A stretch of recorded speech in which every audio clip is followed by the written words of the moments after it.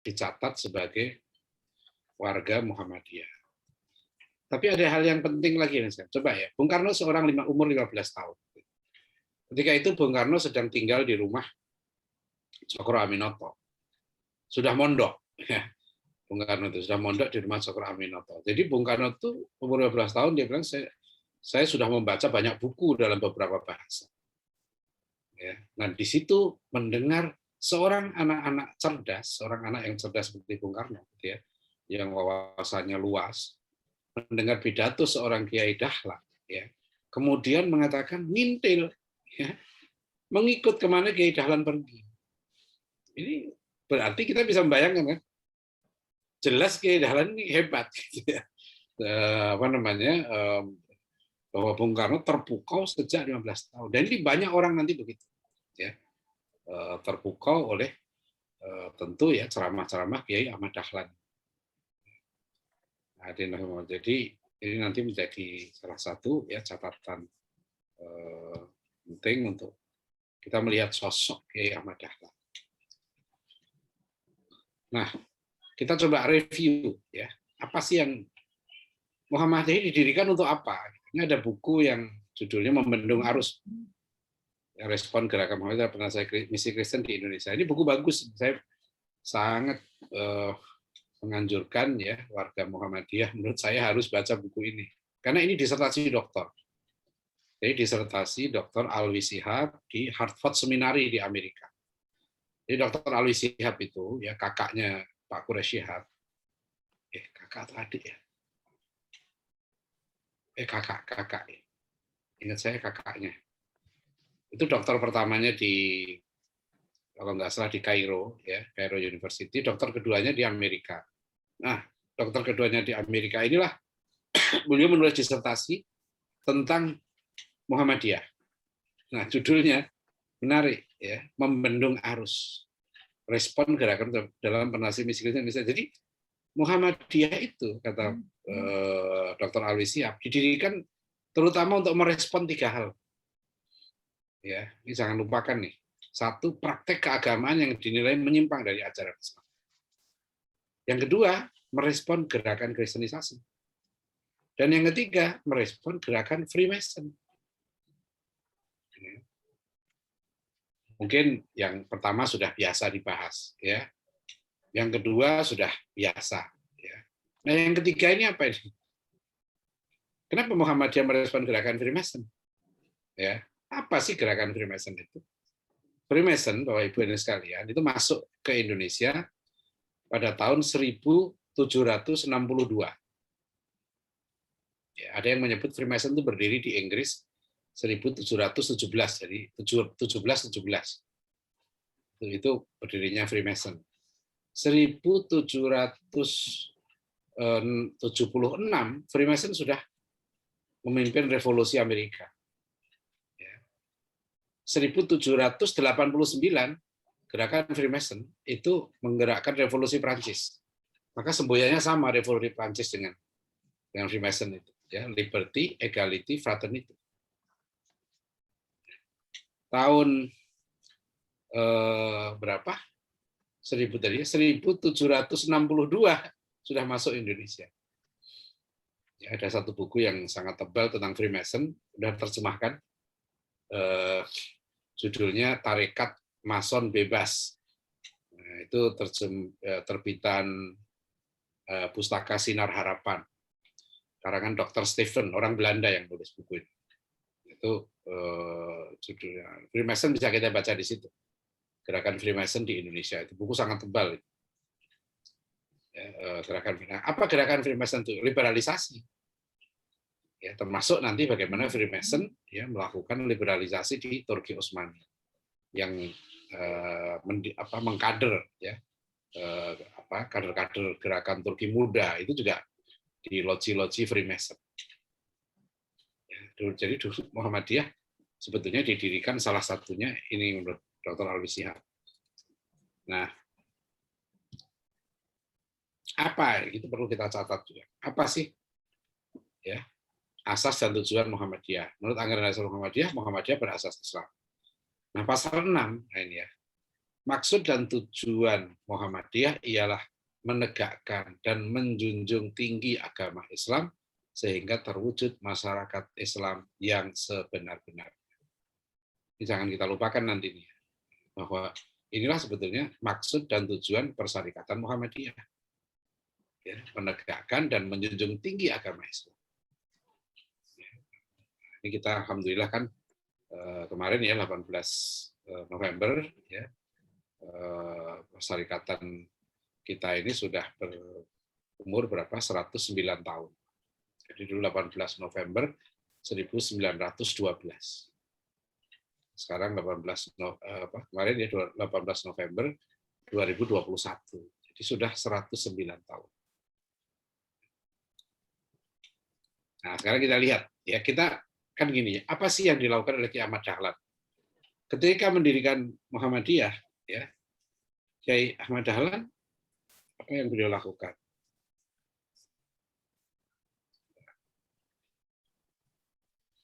Menarik kan, mendirikan Muhammadiyah. Nah, tentu di samping gagasan-gagasan yang beliau tadi sudah ceramah ya tentang pembaruan Islam dan sebagainya gitu. Tapi Kiai Dahlan nggak hanya ingat gitu ya. Beliau kan juga seorang pendakwah ya, beliau seorang penceramah, seorang khotib dan sebagainya gitu ya. Tapi beliau nggak hanya itu. Nah, itu hebatnya di sini kita lihat. Kiai Ahmad Dahlan itu membuat contoh. Kalau kita mengubah masyarakat itu dari mana kan gitu, ya kan? Beliau mulai dari mana? Dari pendidikan. Dari membuat sekolah. Bahkan sekolah yang beliau buat pertama itu adalah sekolah perempuan, gitu. Ya, sekolah nanti untuk melahirkan guru perempuan. Dan sekolah itu beliau mulai dari garasi, bukan garasi, waktu itu garasi, serambi ya. Dimulai dari serambi rumahnya. Jadi betul-betul Kiai Dahlan berangkat dari hal yang sangat sederhana. 1912. Ya. Ada peristiwa menarik nanti tahun 1917. Ya. Bapaknya Hamka. Hamka itu Haji Abdul Malik Karim Amrullah. Kalau bapaknya itu HK, Haji Abdul Karim Amrullah. Ya, itu HK. Ayah Hamka inilah ya yang dikenal juga sebagai Haji Rasul ya. Tahun 1917 datang ke Jogja. Waktu itu bapaknya Hamka itu sudah memimpin diniyah bukan pesantren Tawalib Padang Panjang. Jadi saya kira-kira sebulan yang lalu ya baru berkunjung ke pesantren Tawalib ya, dan oleh pimpinannya kemudian diminta mengisi santri-santrinya juga. Terus saya sampaikan, saya ingatkan para santri di Tawalib, dari pesantren inilah lahir seorang tokoh Muhammadiyah, ulama besar, ya, pahlawan nasional kita, ya, yaitu Buya Hamka. Nah, pembaruan pendidikan ya di pesantren Tawalib itu, jadi kalau waktu itu bayangan ya, pesantren Tawalib Padang Panjang, ya, itu berdiri 1911. Ya. Muhammadiyah berdiri 1912. Jadi dekat-dekat tuh umurnya. Nanti kenapa kita pelajari? Mengapa nanti sekolah-sekolah Islam, ya Muhammadiyah, Persis, misalnya 1912 ini berdiri Muhammadiyah, ya 1900 sebelumnya sebetulnya sudah ada, ya sebelum sekolah modern, ya yang pertama kali dipelopori oleh Pakubuwono ke-10, yaitu Mambaul Ulum. Mambaul Ulum itu berdiri 1905. Ya, bahkan dia diprakarsai, didirikan oleh Keraton Solo, Raja Solo, Pakubuwono ke-10. Ya, itu gabungan antara pesantren dengan sekolah, madrasah gitu. Tapi kalau kita lihat nanti, sekarang ini kita lihat ya, Mambaul Ulum itu sekarang masih ada, ya menjadi satu institut. Tapi rintisan yang dilakukan oleh Kiai Ahmad Dahlan, kenapa nanti menjadi begitu cepat berkembang? Ini menarik, ya sejarahnya nanti. Kalau kita lihat rintisannya, 1913 itu di Jakarta sudah berdiri Madrasah Al-Irsyad Al-Islamiyah. Dan madrasah itu hebat. Kalau kita lihat kurikulumnya kalah tuh. Jadi kalau saya bandingkan ya, Madrasah Al-Irsyad yang di Jakarta 1913 dengan Kiai Ahmad Dahlan baru mulai dari seram di rumah beliau. Itu Kiai Ahmad Dahlan itu di sini kelihatan betul-betul seorang pejuang, pendidik yang luar biasa. Nah kita lihat di sini kan, yang dilakukan Kiai Ahmad Dahlan itu. Jadi mempraktekkan langsung konsep-konsepnya dan dimulai dari sekelompok kecil. Ya. Ini ada berapa murid pertamanya ini. Namanya aja masih ada nih, Aisyah Hilal ya, dan lain-lain ini kan nama-nama Dawina, Badilah Zubair. Dan Kiai Dahlan itu mengajar mereka sendiri. Nih. Dan sekolahnya nggak pakai nama waktu ini ya. Nah, apa yang dipelajari termasuk aqaid, fikih, akhlak, qiraah dan lain-lain. Ya, tentu Kiai Ahmad Dahlan. Kiai Ahmad Dahlan bukan sembarangan ya. Beliau ini ulama besar ya. Beliau dengan Kiai Haji Hasyim Asy'ari itu murid dari Kiai Soleh Darat di Semarang. Ya, itu bayangkan. Kiai Ahmad Dahlan itu hebat begitu, nggak lepas dari gurunya. Kiai Soleh Darat itu adalah ulama Indonesia waktu itu yang mengajar di Masjidil Haram ya, di Mekah. Saking alimnya dia mau pulang ke Indonesia nggak boleh. Waktu itu kan belum Indonesia ya. Orang bilangnya dulu ke Jawa. Ya, dari ini ke Jawi gitu ya. Makanya huruf ini kan kalau di Malaysia disebut huruf Jawi, huruf Arab Melayu. Ya, nah Kiai Soleh Darat, guru dari Kiai Kiai Ahmad Dahlan, ya, hadirin sekalian, itu baru bisa pulang. Caranya itu diselundupkan, dimasukkan ke apa itu peti barang. Jadi dia keluar dari Mekah waktu itu nggak ada X-ray ya, jadi nggak ketahuan, nggak ada sinar X. Jadi itu lolos tuh Kiai Soleh Darat, dan nanti Kiai Soleh Darat yang mengirim Kiai Dahlan dengan Kiai Hasyim Asy'ari ke Mekah untuk belajar pada ulama-ulama besar di sana, termasuk yang terkenal kita tahu Kiai Haji Syekh Ahmad Khatib Al Minangkabawi. Nah, Syekh Ahmad Khatib Al Minangkabawi itu adalah paman dari Haji Agus Salim. Dan seterusnya lah. Ini jadi kita coba lihat ini ya, supaya nanti kita memahami betul setting sejarahnya kayak apa ketika itu. Ya. Nah ini yang dilakukan. Nah 1913 sekolah itu berpindah ke gedung baru. Ya ini atas dasar putranya Ki Haji Sirot Dahlan. Kebetulan madrasah bernama Al-Qismul Arqa. Pada tahun berikutnya madrasah itu bernama Uger Muhammadiyah School. Lalu menjadi Queksul Islam. Nah ini penting nanti nih. Jadi tahun 1900 14-an ya, itu berdiri Queksul Islam. Apa itu Queksul Islam? Queksul ini sekolah guru. Nah, tahun 32 berubah nama menjadi Madrasah Mu'allimin Muhammadiyah. Inilah sekolah guru Muhammadiyah. Ya Bapak Ibu sekalian, ya ini penting sekali untuk kita pahami. Jadi yang didirikan oleh Kiai Ahmad Dahlan yang pertama sekolah guru. Kenapa nanti sekolah guru? Ya, karena di mana saja waktu itu kebangkitan suatu umat itu ditentukan oleh kualitas gurunya. Nah, Pak Natsir juga itu mengutip kata-kata Dr. Nieuwenhuis, Menteri Pengajaran Belanda waktu itu, ya, yang mengatakan bahwa kemajuan suatu bangsa ditentukan oleh sekelompok guru yang ikhlas berbuat untuk bangsa. Nah, saya bukan menduga kuat, memang Kiai Ahmad Dahlan ini sempat berdiskusi ya dengan tokoh ini ya. Sekolah guru dimaksudkan untuk melahirkan kader-kader pejuang. Jadi ingat waktu itu yang namanya guru. Itu bukan hanya guru tukang ngajar bayaran, nggak begitu. Jadi misalnya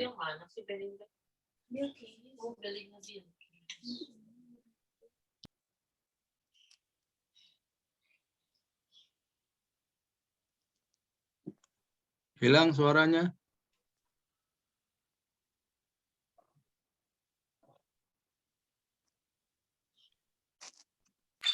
Host hilang suaranya.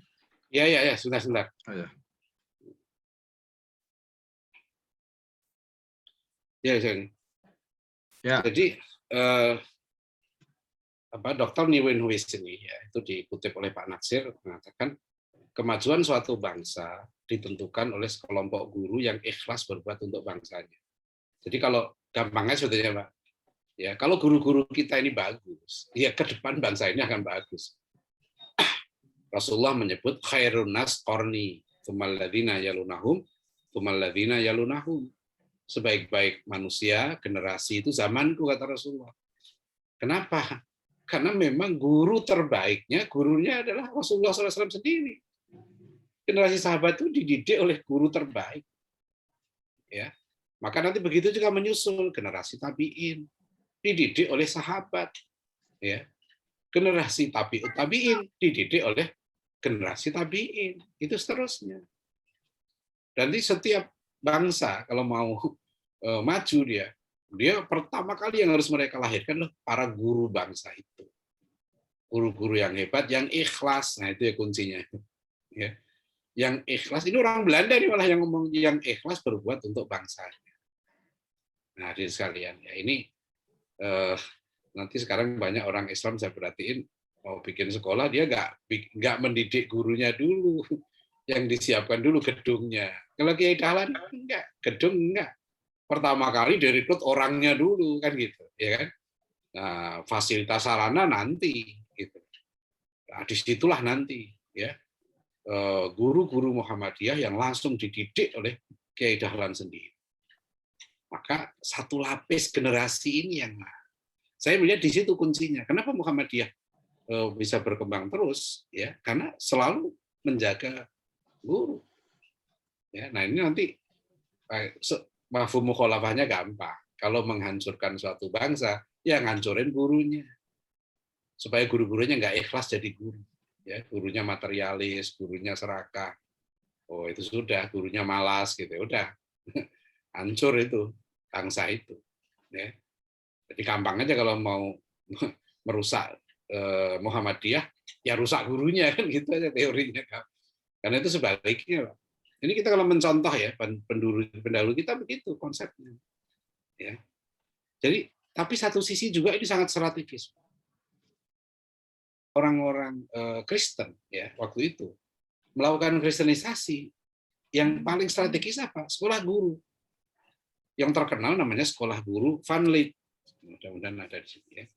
Ketika itu banyak yang tertarik menjadi guru karena status sosial yang tinggi. Jadi di zaman Belanda itu sampai di tahun 60-an ya. Orang-orang pinter kita, mereka mencari sekolah guru dulu, bukan ke teknik ya. Bukan ke kedokteran, itu berikutnya itu. Dulu yang paling top kalau lulus SMP, dia daftar ke SGA namanya, sekolah guru atas. Ya, itu 4 tahun setelah SMP. Kalau dulu setelah Mulo zaman Belanda. Ya. Banyak anak-anak Muslim masuk sekolah guru Belanda atau sekolah guru Kristen sehingga mereka menjadi sekuler atau menjadi Kristen. Yang paling terkenal, nah ini, yang paling terkenal adalah sekolah guru yang di bawah asuhan Frans van Lith. Ya, jadi sekolah guru Van Lith ini, gitu ya, itu yang nanti berhasil, ya. Ini di Muntilan tempat sekarang jadi SMA Van Lith.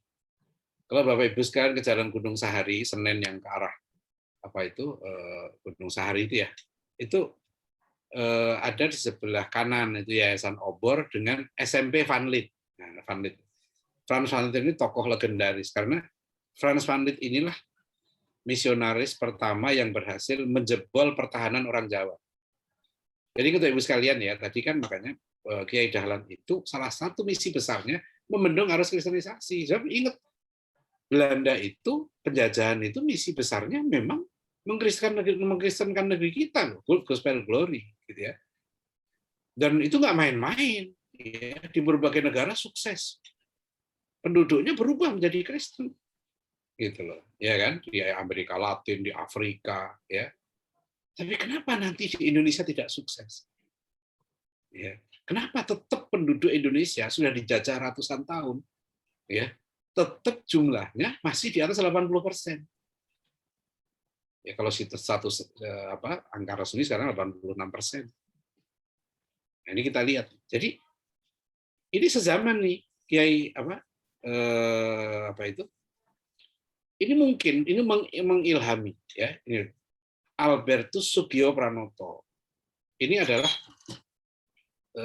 uskup pribumi pertama. Jadi di buku ini sekalian dikatakan di riwayat hidupnya biografinya Frans van Lith, hampir semua anak ya yang saya mau cerita dulu sih.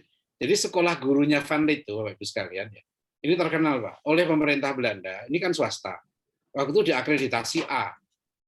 Jadi lulusan dari sekolah Van Lith ini bisa menjadi pegawai guru di sekolah pemerintah dengan gaji yang sangat besar. Jadi waktu itu lulusan SMA, ya, SMA setingkat setingkat SMA namanya AMS ya.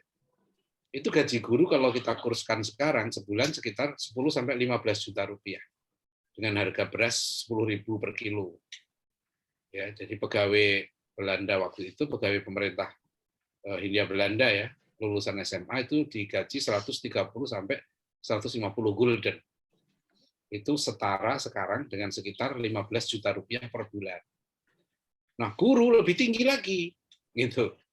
Jadi guru tuh keren banget gitu. Nah, orang-orang kita termasuk pribumi berbondong-bondong masuk sekolah guru, baik sekolah gurunya Belanda maupun sekolah swasta. Nah, sekolah swasta yang favorit sekolahnya Van Lith. Berbondong-bondonglah orang-orang Muslim masuk ke sini, ya karena status sosial guru itu tinggi. Apa yang terjadi? Hampir semua, ya sekolah anak-anak Muslim yang sekolah di sekolah Van Lith ini hampir semuanya berubah menjadi Kristen, gitu, menjadi Katolik ceritanya. Salah satu yang penting yang kemudian berhasil dikatolikan, dibaptis namanya Sugio, ya. Sugio Pranoto. Sugio Pranoto ini sekarang jadi nama Universitas Katolik di Semarang. Siapa Sugio Pranoto? Sugio Pranoto adalah cucu Kiai di Jogja. Namanya Kiai Pujo. Jadi ini asalnya masuk ke sekolah Van Lith PD. Dia nggak akan berubah gitu ya. Tapi pelan-pelan didekati itu akhirnya Sugio itu sendiri yang datang kepada Van Lith minta dibaptis. Dan dialah nanti menjadi uskup pribumi pertama. Dulu uskup itu selalu Belanda. Uskup itu kepala gereja tingkat provinsi kalau sekarang. Kalau tingkat Indonesia namanya uskup agung. Ya, nah itu kalau provinsi itu namanya uskup.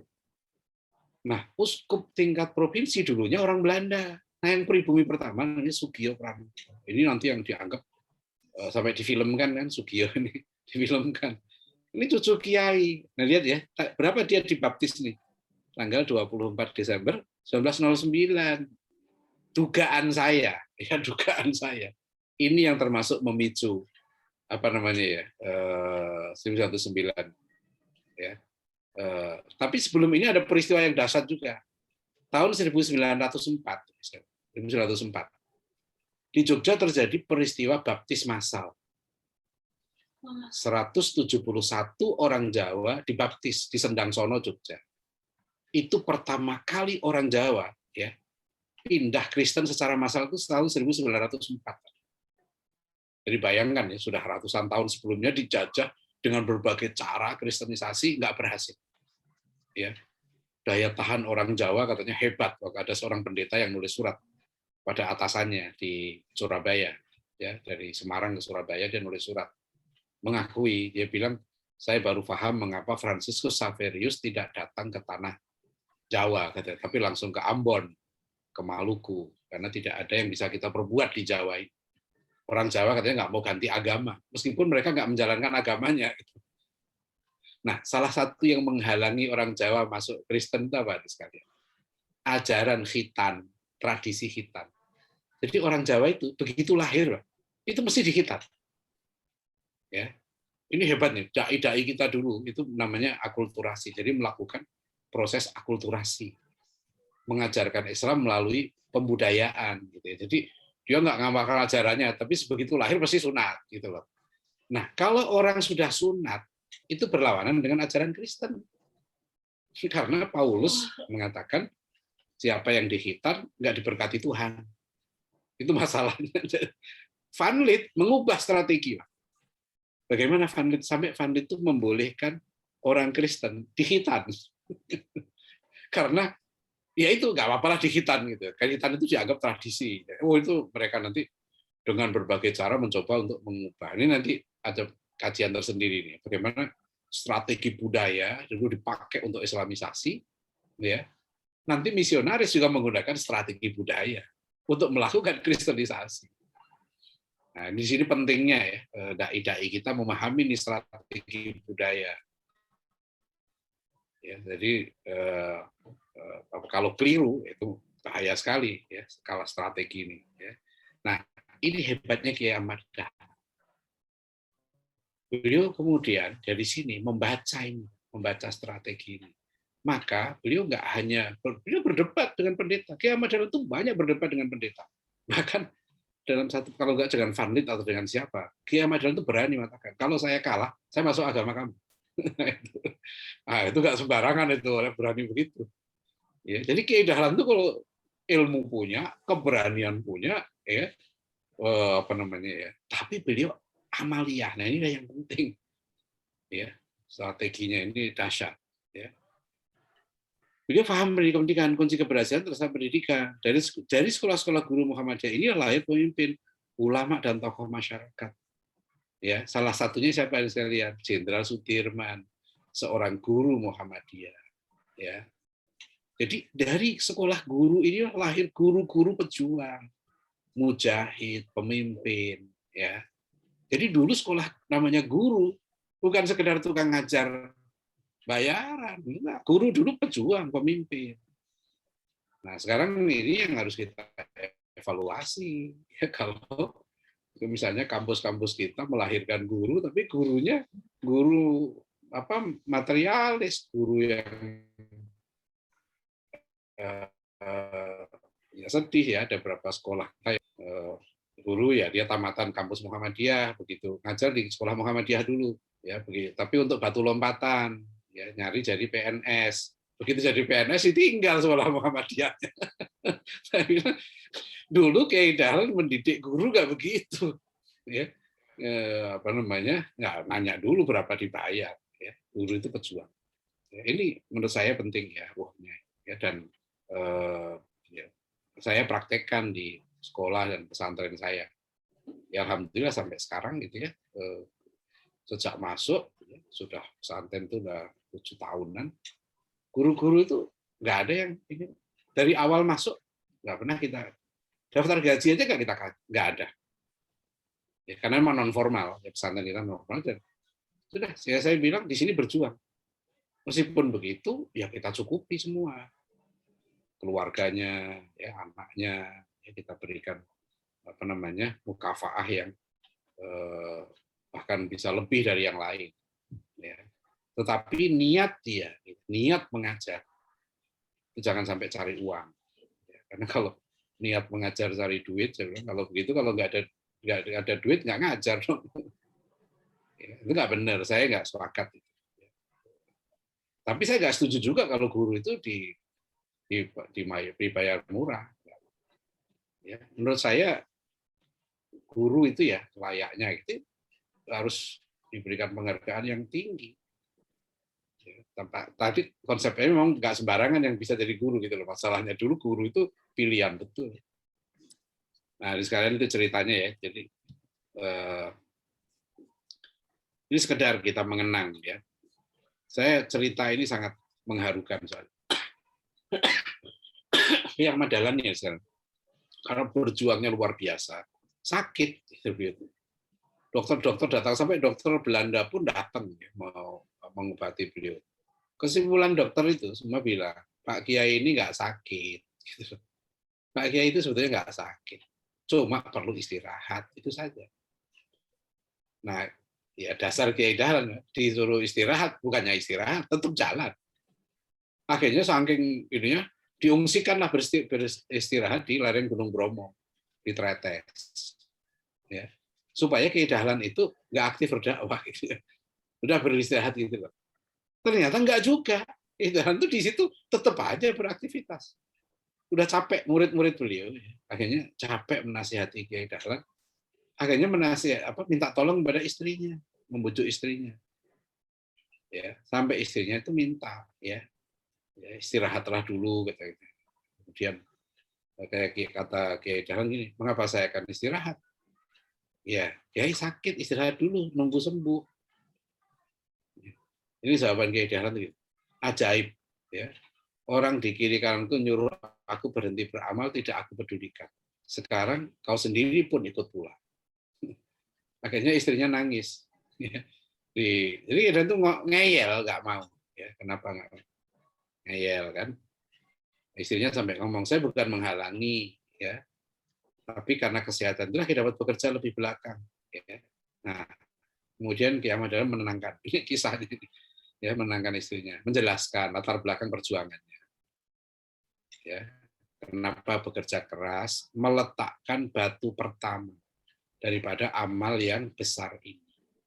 Ya, kata beliau begini, kalau saya lambatkan ataupun saya hentikan lantaran sakitku ini, maka tidak ada orang yang akan meletakkan dasar itu. Ya. Saya sudah merasa bahwa umur saya tidak akan lama lagi. Ya, maka kerjakan selekas mungkin, maka yang tinggal sedikit itu mudahlah yang di belakang akan menyempurnakannya. Ya, ini luar biasa ya. Jadi apa namanya? Beliau sudah merasa, ya, tapi di akhir hayat beliau itu, Kiai Dahlan itu masih keliling di 17 kota. jadi sudah sakit, sudah ini masih keliling. Ya, jadi nah kira-kira seminggu sebelum wafatnya ini pesan beliau nih, ya, kita perlu pegang betul. Ya, banyak pesan beliau yang penting, terutama nanti tentang keikhlasan dalam berjuang, karena itu yang susah, yang sangat kita warisi dari Kiai Ahmad Dahlan ini, yang paling susah menurut saya adalah keikhlasan. Ya, keikhlasan. Kita berpesan dan murid-muridnya, ya, ya loro ya kowe kabeh temandang, ya, aku loro ya, maksudnya kayak kan saya ini sakit, ya, udah kamu bekerjalah kalian semua, aku tak loro ya, saya mau sakit, ya, jadi kalian semua bekerjalah.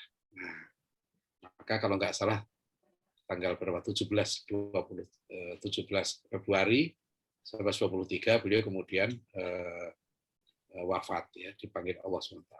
Tapi betul yang beliau katakan, Kiai Dahlan telah meninggalkan, ya, yang penting nanti adalah meninggalkan satu lapis generasi berikutnya. Kalau kita lihat cara Kiai Dahlan ini memang mengkopi apa yang dilakukan Rasulullah SAW. Yang beliau siapkan waktu itu, yang beliau tinggalkan bukan gedung yang megah. Bahkan Kiai Dahlan tidak meninggalkan buku. Kalau sekarang kita lihat, ya. Tapi yang beliau tinggalkan itu manusia, kader, ya, yang nanti sudah mudah, kan beliau katakan begitu. Itu yang penting. Nah, ini sekarang justru kalau kita lihat, ya, hari-hari ini, ya, banyak yang kita mengalami krisis karena krisis regenerasi. Ya, krisis regenerasi. Nah, sekarang kita lihat ini jam berapa ini? Saya kalau ngomong sampai pagi nanti.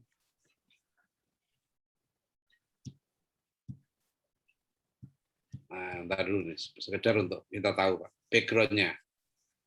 Zaman itu seperti apa sih? Jadi, Bapak Ibu sekalian, 1901, ya,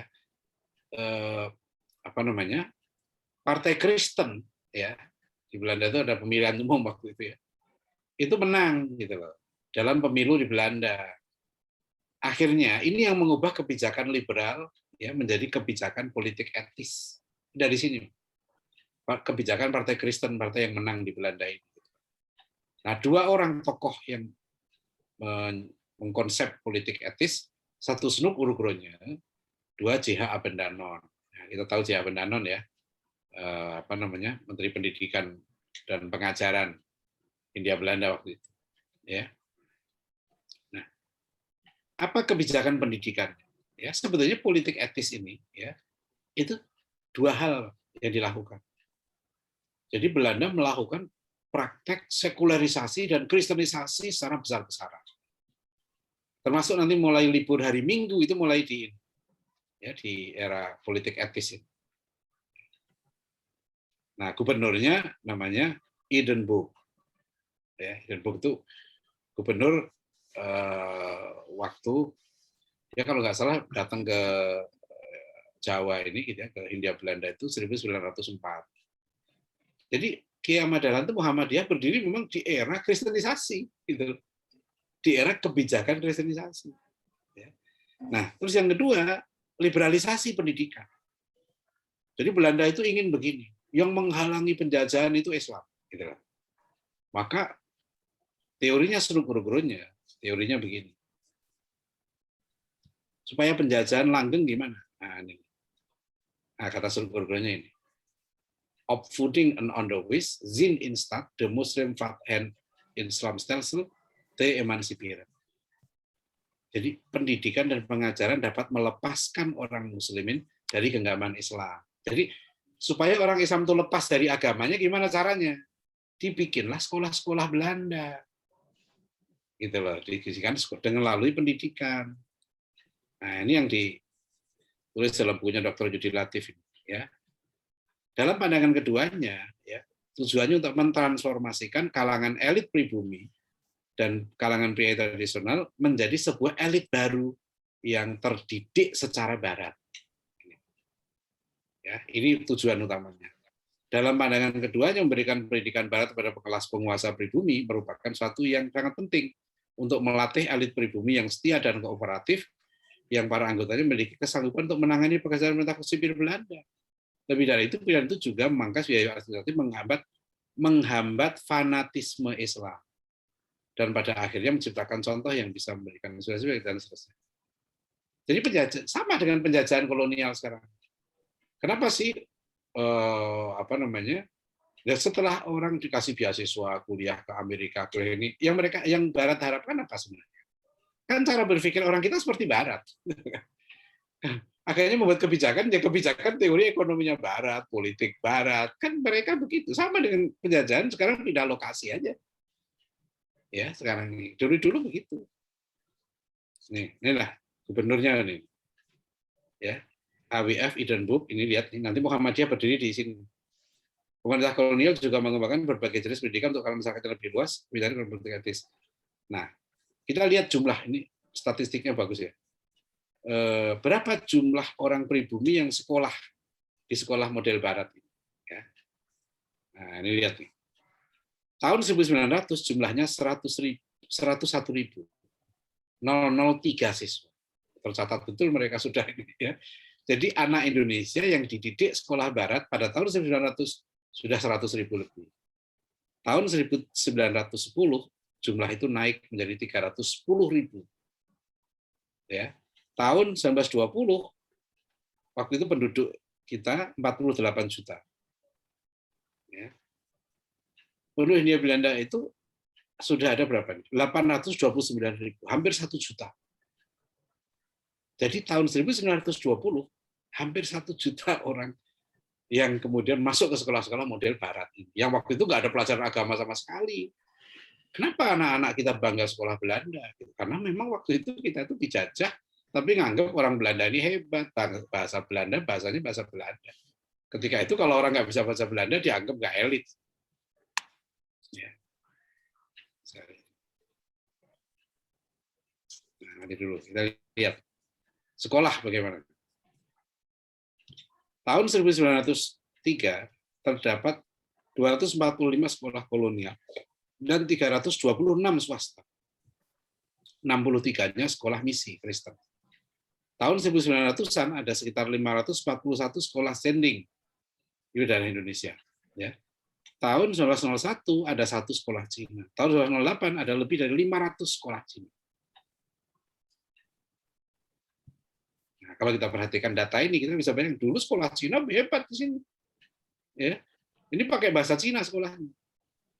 Nanti di zaman Orde Baru, ini ditekan. Suruh ganti semua namanya. Seperti misalnya Yayasan Penabur, itu dulu Yayasan Cina. Saya nggak namanya lupa, bisa dicek dulu apa namanya. Ya, Yayasan Penabur. Kita lihat. Nah, model sekolah ini di samping mensekulerkan orang kita, ya anak-anak kita sudah terdidik secara Barat, gitu ya, mengikuti cara berpikir Barat, pola hidup Barat, bangga mengikuti Barat, ya, yang termasuk panas, ya, menolak pendidikan Barat itu Ki Hajar Dewantara. Ki Hajar Dewantara itu mendirikan Taman Siswa 1922. Pernah saya dengarkan di satu cerita di TVRI bahwa Ki Hajar Dewantara ini terjun ke pendidikan karena didesak oleh istrinya. Ya, kata istrinya, kan capek Ki Hajar Dewantara ini keluar masuk tahanan, Mbak. Dia aktivis politik gitu loh. Melawan penjajah dengan partai politik.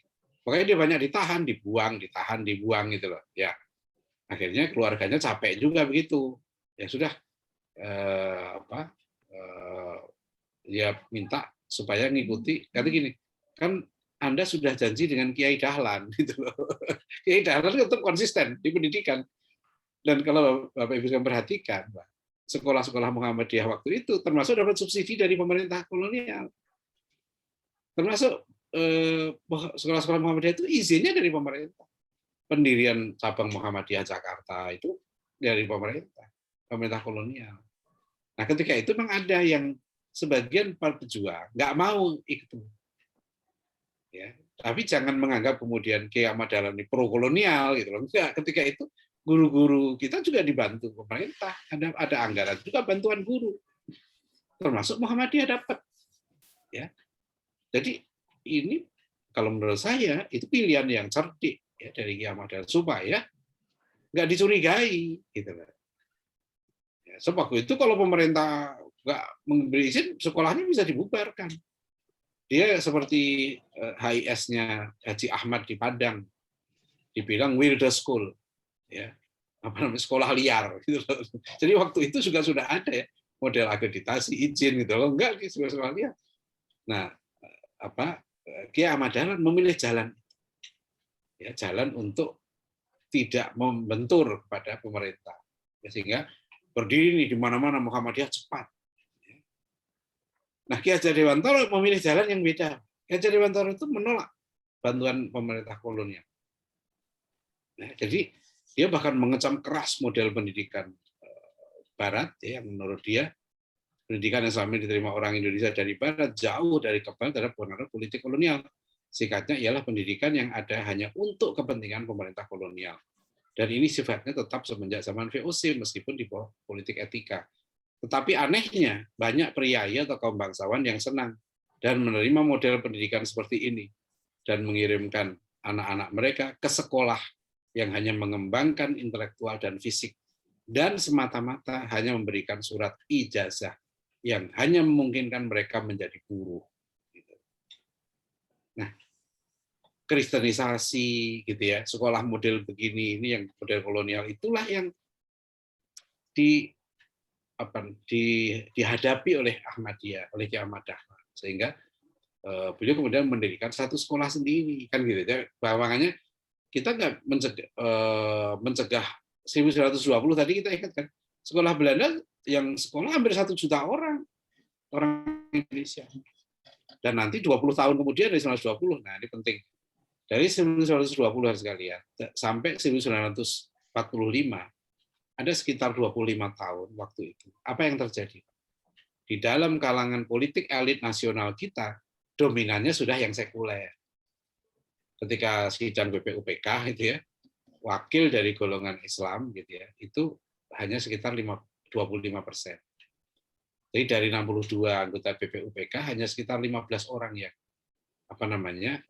menginginkan Islam itu juga dijadikan dasar negara atau agama itu mengatur negara. Itu yang ditolak oleh orang sekuler. Mayoritasnya waktu itu sudah sekuler. Dari mana mereka menjadi sekuler? Ya dari pendidikan.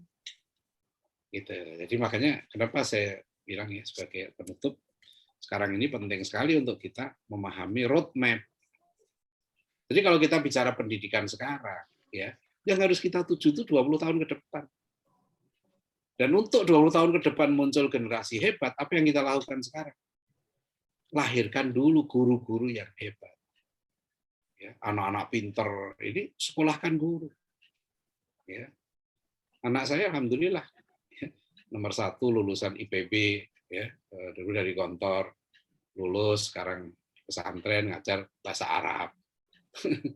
Lulus IPB di ekonomi syariah, ngajar bahasa Arab. Anak saya nomor 2 dari Al-Azhar Kairo, tafsir. Sekarang saya minta balik ke pondok juga, sekarang jadi ngajar di pondok, mimpin pondok tingkat SMP, ya ngajar tahfidz, ngajar tafsir dan lain-lain. Ya.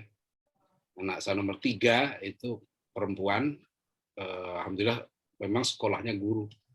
Ya, 15 tahun dia kuliah di UHAMKA, di Pasar Rebo itu. Ya. 19 tahun selesai S1-nya, pendidikan sejarah di UHAMKA. Nah, sekarang dia ngambil S2 di UI, sekarang umurnya 22 tahun. Lagi nulis tesis tentang Muhammadiyah juga, tesis skripsi S1-nya tentang Buya Hamka. Tesis S2-nya sekarang tentang respon Muhammadiyah terhadap kebijakan pendidikan kolonial. Ini tesisnya anak saya. Nah, sehari-hari ya ngajar di pondok jadi guru. Ya, anak saya nomor 4 ini belum selesai kuliah. Ya. Di kuliah desain. Anak saya nomor 5 itu sekarang 19 tahun. Nah, itu juga sudah menjadi guru di pesantren. Ya, 19 tahun sudah nulis 2 buku, salah satunya buku tentang reformasi pendidikan. Dan saya minta sekarang dia kuliah ke kampusnya Dewan Dakwah. Jadi saya yakin dengan konsep pendidikannya Kiai Dahlan, ya tokoh-tokoh Muhammad Nasir. Muhammad Nasir dikasih beasiswa oleh Belanda untuk kuliah di Jakarta sama di Belanda, Pak Nasir nggak mau. Pak Nasir lebih memilih berguru langsung dengan Hasan, dengan Haji Agus Saleh, ya, dengan Syekh Ahmad Surkati. Ya.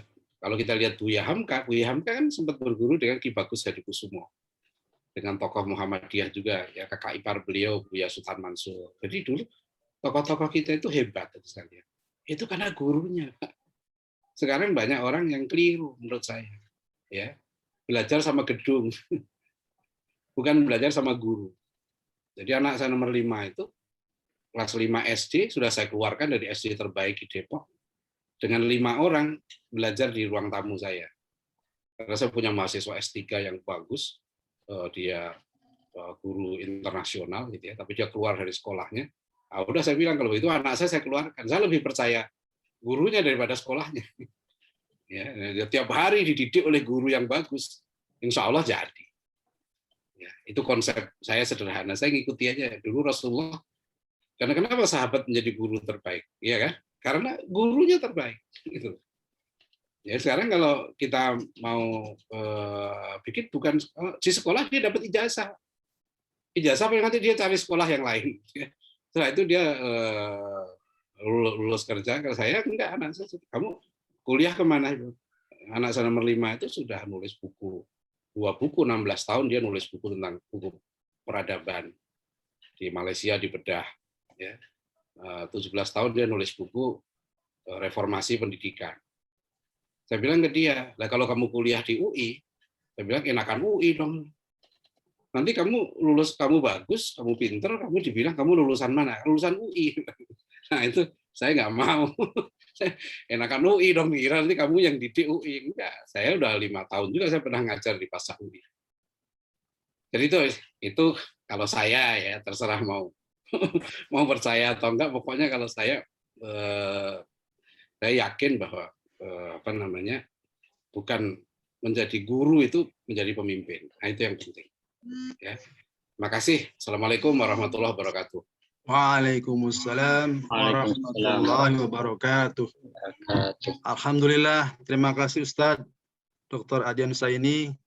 Sejarah panjang perjalanan tokoh Muhammadiyah, yaitu Kiai Ahmad Dahlan, dan Bapak Ibu-ibu yang perlu kita contoh yang dekat ini ya Aidan Husaini juga, dia adalah dokter hewan, dia itu. Dia dokter hewan dari IPB, tapi beliau jadi sekarang ketua program Doktor Pendidikan Islam di Ibnu Khaldun, di Sekolah Tinggi Ilmu Dakwah Muhammad Nasir, dan sebagai sekarang ketua Dewan Dakwah. Jadi perjuangan ini sangat panjang dan marilah kita menarik hikmah dari apa yang telah disampaikan oleh beliau. Ya kan, beliau saja dokter hewan bisa jadi dai, dosen, dan program Dokter Pendidikan Islam. Baru. Saya persilakan pada Bapak Ibu bagi yang mau bertanya lebih lanjut, ya karena kita mulainya terlambat, ya kita batasi sampai jam 10 lah, kira-kira begitu. Ya, ya Pak Iwan ya. Ya, Insya monggo, Allah. Mas. Ya, silakan teman-teman sekalian, Bapak Ibu barangkali ingin dialog dengan langsung, silakan raise hand dulu. Ya, ini ada raise hand pertama. Mana ada yang raise hand? Silakan yang di chat. Ini ada pertanyaan dulu deh. Kalau belum ada raise hand, ada pertanyaan nih Ustadz nih. Sejatinya pendidikan Muhammadiyah yang sangat banyak sekarang ini bisa mendominasi pendidikan Indonesia dan melahirkan pemimpin bangsa yang handal. Tapi kenapa justru pemimpin yang hadir di negeri ini sepertinya tidak membela Islam? Apa yang terjadi dengan pendidikan kita ini? Ustadz, itu saja dulu karena baru ada satu. Tafadhol Ustadz. Ya, alhamdulillah Ustadz ya. Kalau kita lihat prestasi Muhammadiyah ya, lembaga-lembaga kita dalam pendidikan ini luar biasa. Ya, mencapai prestasi seperti sekarang itu tidak mudah, Pak. Ya, Muhammadiyah itu telah meraih kepercayaan umat yang sangat tinggi. Ya. Nah, itu tadi saya bilang kan. Coba bayangkan kalau di Solo, Jogja, Malang, gitu ya, sekarang di berbagai tempat universitas yang besar itu bukan Muhammadiyah, ya, universitas lain lah gitu ya, apalagi agama lain itu kita juga berat. Jadi itu bukan perkara kecil, ini prestasi yang luar biasa. Nah, tetapi tentu ketika kita meraih prestasi yang seperti sekarang, tantangan kita juga berat juga. Gitu. Tantangannya tentu tantangan internal. Sekarang tantangan kita adalah tantangan kualitas. Nah, ini yang sekarang menjadi tantangan kita. Jadi sekarang kita harus berani yang di Muhammadiyah misalnya, yang menegakkan terutama misi kita untuk mendidik insan beriman, bertakwa, berakhlak mulia tadi. Insan pejuang. Yang dilahirkan Ki Ahmad Dahlan itu kan insan pejuang. Maknanya kalau pendidikan kita belum melahirkan manusia-manusia pejuang, ya kalah kita. Jadi kita rame sekolahnya, rame kampusnya, tapi lulusan kita belum tentu menjadi mujahid. Ya kalah. Kan gampang aja, sederhana. Kita menang kalau kita melahirkan pejuang. Kuntum khaira ummatin ukhrijat linnas. Apa khaira ummah itu? Ta'muruna bil ma'ruf wa tanhauna 'anil munkar wa tu'minuna billah, kan itu. Muhammadiyah ini gerakan amar ma'ruf nahi munkar. Ya, jadi jangan hanya Muhammadiyahnya. Ya, lulusan-lulusan SMP atau SD, SMP, SMA Muhammadiyah, perguruan tinggi Muhammadiyah, ya harus begitu, jangan hanya pragmatis, ya. Nah, tapi kan memang nggak gampang, Pak. Ya, bukan hanya Muhammadiyah menghadapi tantangan seperti ini. Seperti saya mengajak kawan-kawan di perguruan tinggi Islam, saya keliling ke berbagai kampus. Saya masih menyaksikan banyak sekali sekolah-sekolah kita itu nggak pede. Saya tanya di daerah mana tuh, saya nginep waktu di Sidoarjo. Paginya saya ngisi di satu kompleks sekolah kita, sekolah Muhammadiyah. Nah, pagi-pagi saya dialog dengan kuliah subuh dengan para siswa, ya. SMA kita ini. Saya tanya anak SMA, SMA terbaik di kota ini apa? Dia bilang, SMA 1, Ustaz. Loh, kenapa SMA 1? Oh, dia lulusannya banyak diterima di perguruan tinggi. Perguruan tinggi negeri. Oh, jadi bukan sekolah kita dong. Kita sudah pakai nama Nabi, sekolah kita nggak terbaik.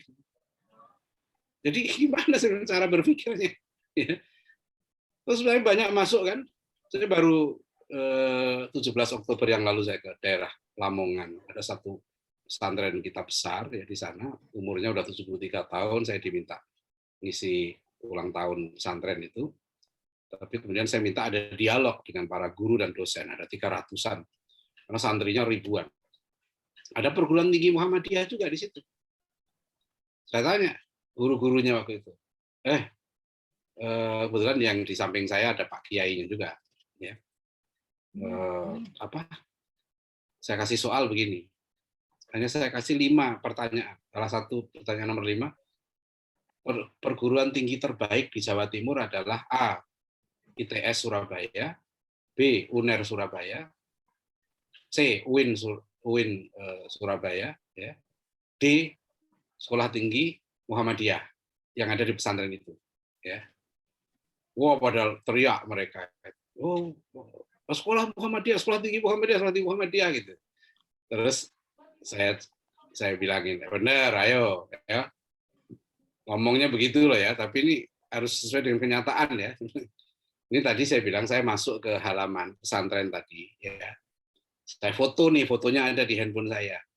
Di situ ada ucapan, ya, selamat kepada alumni Madrasah Aliyah pesantren ini yang diterima di PTN. Itu ada berapa puluh yang ada fotonya, ada nama PTN-nya gitu kan. Saya tanya, kenapa Bapak Ibu tidak ngasih selamat kepada alumni Aliyah kita yang diterima di kampus kita sendiri? Apa kampus kita nggak bagus? Gitu. Jadi kan ini masalah. Kalau dulu ya Kiai Dahlan lebih bangga kepada apa namanya kampus Belanda, ya kan? Ya nggak ada Muhammadiyah. Jadi kita sudah punya kampus sendiri, gitu ya. Kenapa kita nggak bangga? Jadi saya tanya apa yang disebut sekolah bagus? Ya, ini kan termakan oleh korban ya cara berpikir materialisme. Bahwa yang bagus itu adalah yang diterima di satu kampus yang mudah kerjanya, yang banyak menghasilkan uang. Cara berpikirnya, saya bilang anak udah kita didik dari TK nih, TK 2 tahun kadang-kadang, SD 6 tahun, SMP 3 tahun, SMA 3 tahun. Cara berpikirnya sama, materialis juga. Nah ini perlu kita evaluasi, saya bilang menurut saya. Kadang-kadang saya kan di grup tokoh-tokoh Muhammadiyah nih, kampus kita ini kan alhamdulillah Pak, ada ranking. Nah, banyak yang masuk ranking 50 besar di Indonesia ini, versi pemerintah. Kalau nggak salah tahun kemarin itu ranking berapa ya, 17 atau berapa, itu salah satu kampus besar kita. Nah, teman-teman senang gitu kan. Nah, teman senang, terus saya tanya, kita setuju ya kampus kita yang hebat ini ya dimasukkan ke ranking 17. Jadi apa kita ridho? Sebenarnya saya bercanda. Apa kita ridho nama nabi kita diletakkan di bawah nama Gajah Mada? Kalau saya nggak ridho. Saya nggak rela. Saya buat ranking sendiri. Bahwa kampus saya lebih bagus daripada kampus. Loh, apa dasarnya? Yang dimaksud kampus sekarang versi ranking itu adalah yang dinilai itu apanya? Nggak ada nilai iman, takwa, akhlak, itu nggak ada. Itu loh yang jadi masalah.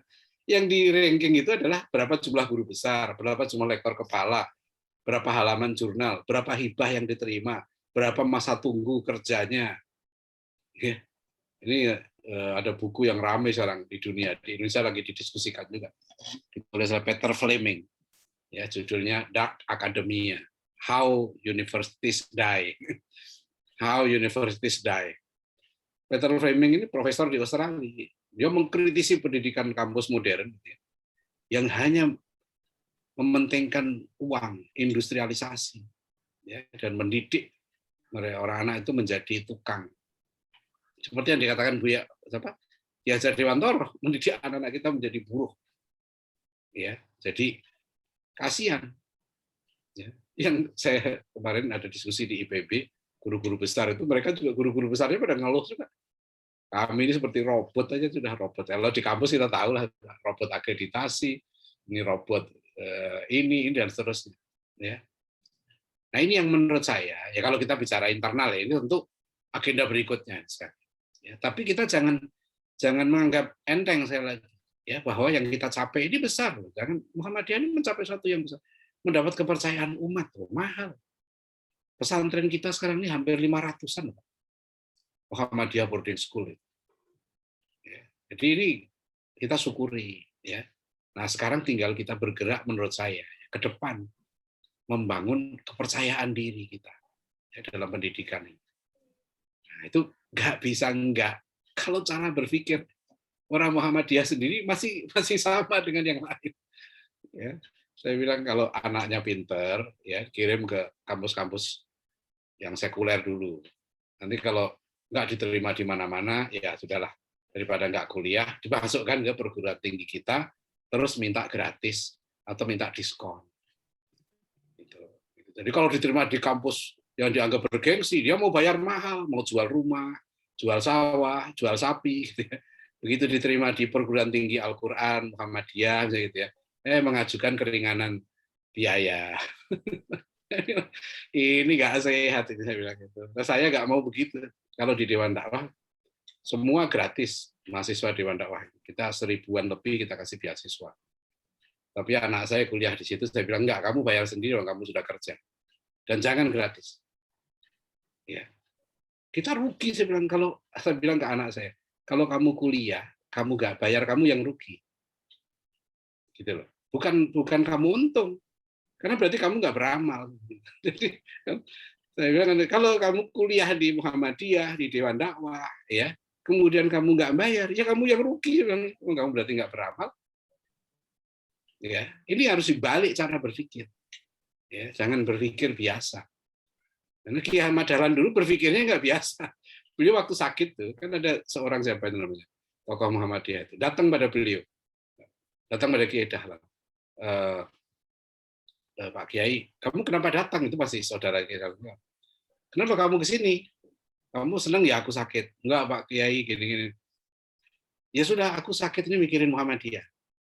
Ya, kalau kamu mau bantu, bantu sana, jadi guru. Udah, itu orang nggak banyak pikir. Siapa lupa nama tokohnya, langsung dia. Baik, langsung jadi guru Muhammadiyah, nggak nanya dibayar berapa, nggak nanya digaji berapa. Nah, kalau ruh jihad ini harus ditanamkan. Ya, itu kita kalau mau mengikuti nih jejak para tokoh-tokoh kita dulu. Ya, terima kasih. Itu dulu. Ya. Baik, ini sebelum ada pertanyaan kedua di chat, mungkin saya beri kesempatan Pak Dede Sulaiman dari IB Bekasi. Tafadhol Pak Dede. Baik, terima kasih Ustadz Taufik, terima kasih Ustadz Adian Husaini. Ya, terima kasih sama-sama. Langsung saja Ustadz, saya tertarik tadi ya dengan bahwa Muhammadiyah dahulu itu mencetak guru-guru yang ikhlas gitu ya. Nah, saya lihat mungkin kalau kita kembali ke konteks yang sekarang, bukan kembali ya, maju ke konteks yang sekarang, bahwa Muhammadiyah ini kan punya model pendidikan sedemikian rupa, ada mulai dari tingkat TK, SD, SMP, SMA, pesantren, termasuk perguruan tinggi. Nah, dengan melihat model pendidikan yang mungkin kita lihat kurikulumnya atau cara mengajarnya dan sebagainya gitu ya, dari konsep pendidikan Muhammadiyah ini, sebetulnya apa sih yang perlu dikembangkan gitu ya untuk mencetak guru-guru atau ahli-ahli yang ikhlas itu tadi. Nah, kemudian itu pertama Ustadz. Kemudian yang kedua, dahulu Kiai Haji Ahmad Dahlan bersama Muhammadiyah itu merespon kristenisasi, kemudian Freemason gitu ya. Itu menurut saya luar biasa. Membaca Freemason sendiri sebagai sebuah bahaya itu adalah sesuatu yang luar biasa. Nah, mungkin sekarang ini banyak juga yang berbahaya dalam yang mirip dengan kristenisasi atau Freemason gitu ya, dalam konteks ideologi yang bisa merusak ideologi kita, ideologi Islam gitu. Nah, dalam konteks ini apa yang perlu direspon oleh Muhammadiyah? Demikian Ustaz. Terima kasih. Syukron. Silakan langsung aja Ustaz ya. Iya, baik. Sebenarnya sekarang ini kan kita sudah ada Pak, ya namanya. Kalau merespon tadi itu kan kita ada majelis tabligh, ya, ada lembaga dakwah khusus Muhammadiyah. Memang itu sekarang ini dikhususkan untuk itu, ya, merespon tantangan-tantangan dakwah kontemporer, ya, kristenisasi. Alhamdulillah itu sudah cukup berjalan. Ya tentu kita perlu terus tingkatkan. Ya, tantangannya kan tidak ringan, ya, berat. Tapi bentuk ya sekolah-sekolah Muhammadiyah sendiri, ya kampus Muhammadiyah itu sebetulnya sudah otomatis membendung kristenisasi bil fi'li, ya. Jadi dakwah bil hal itu sudah dilakukan oleh Muhammadiyah. Dan itu pengaruhnya besar sekali, ya. Karena dulu ya misionaris itu justru mengembangkan model atau metode kristenisasi yang efektif melalui pendidikan, seperti yang dilakukan Van Lith tadi. Gitu. Nah, itu kan nggak bisa dilawan hanya dengan ceramah, ya.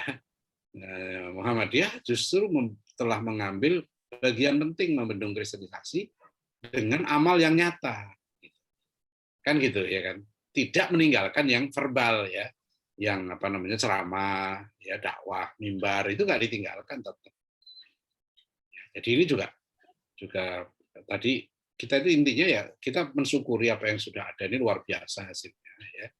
Nah, dengan terus tentu kita mengevaluasi ya kelemahan kita dan juga membaca tantangan ke depan. Sehingga tadi itu ya sampai nanti alumni pendidikan Muhammadiyah ya terutama nanti yang lahir dari perguruan tinggi betul-betul berjiwa mujahid. Orang-orang yang ikhlas. Kan itu yang kita harapkan sekarang. Tapi di perguruan tinggi tadi saya katakan nggak gampang. Tantangannya berat banget ya. Karena arus materialisme yang luar biasa ya. Jadi orang misalnya sekarang berebut. Kan saya bilang orang kuliah kedokteran ya. Kalau saya kan kuliah Pak Taufik saya belum dokter hewan, saya memang baru. Kalau gelar saya itu sarjana kedokteran hewan. Jadi saya dulu nggak neruskan profesi saya karena saya langsung jadi guru. Jadi saya lulus kedokteran hewan IPB itu saya langsung jadi guru biologi di satu pesantren. Karena memang cita-cita saya jadi guru. Karena bapak saya juga guru. Bapak saya di kampung itu guru SD pengurus Muhammadiyah. Ya, jadi ya saya senang aja jadi guru. Gitu.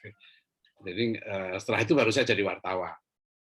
Dan alhamdulillah ya sempat kuliah hewan karena sekarang banyak manusia sudah jadi hewan. Ya, jadi mendidiknya nggak cukup dengan ilmu manusia. Ya. Itu perlu ilmu hewan juga sekarang. Itu jelas kan ulaika kal an'am, ya kan? Mereka itu sudah seperti binatang ternak. Nah, maksudnya kan kita harus paham binatang ternak. Sifat-sifatnya kita pelajari, baru kita paham. Oh, mengapa manusia begini ya? Mengapa begini kan? Harus paham hewan. Orang-orang yang menjual ayat-ayat Allah itu kan ada ayatnya sendiri kan. Mathaluhum kamathalil kalb. Ya, perumpamaan mereka seperti anjing. Nah, maknanya apa? Ya harus paham anjing kan gitu. Supaya kita paham, oh gitu ya pelakunya. Orang-orang yang menjual agama ini ujungnya ya seperti anjing. Ya kan? Itu kan hewan semua tuh. Ya, hewan nah itu ngeles saya dulu begitu kan. Itu maksudnya supaya kita kuliah di kedokteran hewan gitu, supaya paham hewan. Jadi makanya saya nyambung ke pendidikan. Ya, karena untuk mendidik orang ya sekarang ini nggak cukup dengan ilmu manusia. Itu Pak Dede ya. Jadi Tadi ada yang kejawab nggak sobat? Yang satu tadi yang pertanyaan pertama apa udah ya? Ya, mencetak guru-guru atau ahli-ahli yang ikhlas. Ikhlas. Yang berjuang. Iya, itu kan sama tadi saya bilang. Kalau mau mencetak guru yang ikhlas, ya gurunya guru itu yang harus ikhlas. Kita mau mencetak guru yang ikhlas, ya dia harus berguru kepada orang yang ikhlas itu. Itu gampang sebenarnya teorinya itu. Teorinya ya saya bilang gampang. Tapi sekarang masalahnya nyari guru yang ikhlas bisa nggak? Mudah sekarang, Mas. Alhamdulillah ya menurut saya ya. Dengan kepercayaan yang tinggi kepada lembaga-lembaga pendidikan Muhammadiyah, sebetulnya untuk melakukan perubahan itu nggak susah. Ya. Insya Allah tidak susah. Orang sudah ada kepercayaan, kan mudah. Gitu. Tinggal kita sebetulnya merekrut guru-guru yang ikhlas tadi. Insya Allah banyak Pak saya melihat. Ya. Nah itu model pendidikannya memang ya harus. Itu kalau orang nggak yakin betul ya Pak, dengan akhirat, ya nggak bisa ikhlas. Dia mesti nanti ujungnya kayak tadi itu. Saya ada sekolah di Depok Islam Muhammadiyah yang pernah bilang ke saya, ya gurunya sering gonta-ganti karena itu masuk itu kan, nanti ada daftar PNS pergi, baru sebentar dia diterima pergi lagi, ya susah itu. Ya, kalau saya punya guru TK, ya, TK saya di rumah. Nah, dulu istri saya yang mendirikan, istri yang ngelola sampai sekarang pesantren, udah TK 20 tahun. Itu ada yang sejak berdiri 20 tahun yang lalu, itu masih ada. Ya. Jadi memang itu penting juga ya, lembaga kita memperlakukan guru itu juga harus menjadi yang utama. Jadi kalau kita ada anggaran, menurut saya daripada membangun kemewahan sarana, kemewahan ya, bukan berarti yang pokok enggak. Itu lebih bagus untuk meningkatkan kualitas guru. Ya. Di pesantren saya itu guru ya apa namanya banyak ya, beberapa itu sudah banyak yang doktor, gitu kan. Itu kita carikan beasiswa supaya mereka bisa meningkatkan kualitasnya, bukan sekedar dokter biasa. Ya. Tapi yang kedua niatnya nggak ada, sampai sekarang saya nggak memberikan SK karena non formal, pesantren kan non formal. Jadi kalau di sini berjuang ya berjuang ya, tapi rumah kita kasih, ya, artinya semua apa namanya tempat tinggal kita siapkan, ya, keluarganya semua makan gratis, listrik kita gratiskan semua, air, dia pokoknya tinggal mengajar gitu kan, tinggal mengajar, tinggal ini sudah nggak usah mikir gitu loh. Bukan gaji tinggi, Pak. Yang penting kebutuhannya itu dicukupi. Nah, ini yang berat nih. Ya. Saya malah sebetulnya ya, menurut saya kalau yang Islami yang benar gitu, nyunah Rasul itu tunjangan itu kalau semakin banyak anak semakin besar. Ini saya juga belum berani praktekkan. Ya, mungkin kalau Muhammadiyah mau praktekkan ini coba ya. Jadi misalnya kalau anak pertama tunjangannya itu 100.000 sebulan, anak kedua itu 200.000. Jadi anak ketiga, ini guru ya, anak guru maksudnya. Jadi guru itu tunjangan itu supaya semakin banyak anaknya. Karena perintah Nabi kan begitu. Ya, Rasul kan seneng kalau anaknya banyak kita ini. Nah itu berani nggak itu Pak Taufik ya? Nah, gitu. Jadi begitu Pak Taufik itu kalau mau ikut sunnah tuh gitu. Ya. Jadi nanti anak kelima Pak tunjangannya sebulan 500.000. Anak ke-6 700.000. Anak ke-7 900.000. Ya. Anak ke-10 1 juta. Oh keren itu. Jadi guru itu dorong berlomba-lomba anaknya banyak. Ya. Itu insya Allah berkah itu. Ya, sekolahnya berkah, kampusnya berkah gitu ya, karena iya kan banyak anak-anaknya nanti jadi kader Muhammadiyah itu. Ya. Ini terutama untuk saya dorong untuk guru-guru ya, guru-guru yang karena lain dong, anak guru kan beda ya. Jadi beda dengan jadi yang diperbanyak itu orang tua yang bisa mendidik anaknya. Kan sayang Pak kalau kayak Pak Taufik gitu. Berapa Pak Taufik anaknya sekarang? Berapa? Alhamdulillah 7. Kok bisa sama dengan saya? Alhamdulillah. Alhamdulillah. Ya, harusnya 10 Pak Taufik ya. Iya. Iya, harusnya 10. 7 kurang Pak Taufik masih. Ya, sayang kalau Pak Taufik hanya 7. Harus tambah lagi sampai 10 lah. Gitu Pak. Ya. Pak Dede gitu ya. Jadi insya Allah. Ya. Baik Ustadz, ini ada terakhir nih, ada 2 pertanyaan sekaligus saja. Karena kita waktunya terbatas, tinggal 10 menit lagi. Ini ada pertanyaan sebetulnya mirip ini. Muhammadiyah itu kan sejatinya pendidikannya meneguhkan ajaran Islam sehingga fundamental gitu ya. Tapi sekarang ini kan gimana dengan moderasi beragama, isu radikalisme, dan bagaimana mengantisipasi sekularasi yang sudah lama sejak penjajahan dan liberalisasi itu. Itu 2 pertanyaan saya gabung jadi 1. Itu Ustaz. Ya nggak usah diikuti gitu. Kalau yang salah, yang batil gitu, nggak usah diikuti. Gitu aja. Dari dulu juga sudah ada. Dulu malah dipaksakan tuh sama Belanda. Jadi sekarang gini Pak, ya presiden kita haji, wakil presiden kita kiai haji, ya kan? Menteri koordinator pendidikan tokoh kita sendiri, itu loh. Nah, terus penasehatnya Habib lagi. Apa yang mengkhawatirkan gitu, ya kan? Dulu penjajahnya kafir, ya kan? Gubernur Belandanya misionaris, kafir, gitu loh. Ekonomi di tangan mereka, politik militer di tangan mereka. Dulu tokoh-tokoh kita nggak risau. Lu sekarang kita sudah merdeka, ya kan? Sekolah kita yang bikin, ya kan? Tokoh menterinya orang kita. Apa yang membuat kita khawatir gitu loh. Jadi saya dapat pertanyaan begini ini sering banget soalnya. Saya dulu tokoh-tokoh kita ini bikin sekolah nggak dibantu oleh Belanda, ya. Dikit bantuannya itu nggak imbang, ya. Malah diawasi, ya kan, dipersulit gitu loh. Nah sekarang presiden kita haji, wapresnya kiai haji, ya. Apalagi menteri koordinator pendidikannya penasehatnya Habib. Iya, udah. Jadi apa sekarang ini yang dilarang itu apa? Muhammadiyah itu udah seenak-enaknya deh. Sekarang ini mau kira-kira ya, mau bikin apa aja bisa sekarang ini. Ya. Gitu loh. Jadi kalau tadi ada pemikiran begini yang nggak tepat, ya sudah kita kritisi, kita luruskan. Nggak usah kita ikuti. Kan kita nggak bisa di akhirat nggak bisa ditanya, kenapa kamu kok nggak mendidik anak dengan, kenapa sekolah kamu kok nggak mengikuti sunnah Rasul?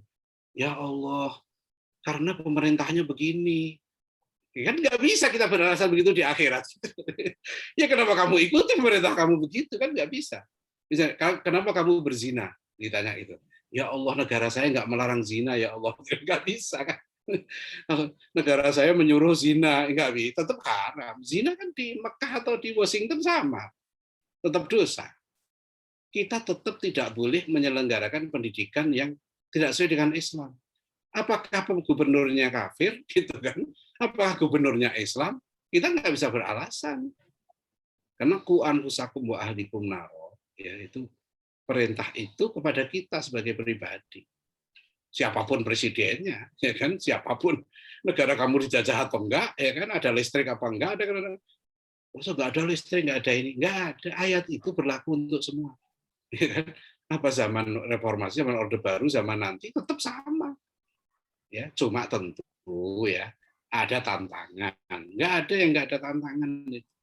Jadi paham-paham tadi itu, Pak, nggak usah kita jadikan alasan untuk kita tidak melaksanakan Islam. Ya, itu nggak bisa kita beralasan. Ya, mas tatokna semampu kita. Ya, itu ada caranya lah masing-masing. Saya kira demikian ya, Bapak Ibu hadirin sekalian ya. Terima kasih atas kajian malam ini. Mudah-mudahan bermanfaat ya, dan insya Allah nanti kapan-kapan bisa diskusi lagi ya. Saya mohon maaf ada kekurangan dan kekhilafan. Saya langsung undur diri ya Pak Taufik ya. Nah, saya mau ada yang saya kerjain. Iya, baik. Terima kasih Ustaz. Terima kasih semuanya ya. Billahi taufik wal hidayah. Assalamualaikum warahmatullahi wabarakatuh. Waalaikumsalam warahmatullahi wabarakatuh. Terima kasih sekali lagi. Terima kasih Pak Ustaz. Ya, terima kasih Ustaz. Jazakallah khair.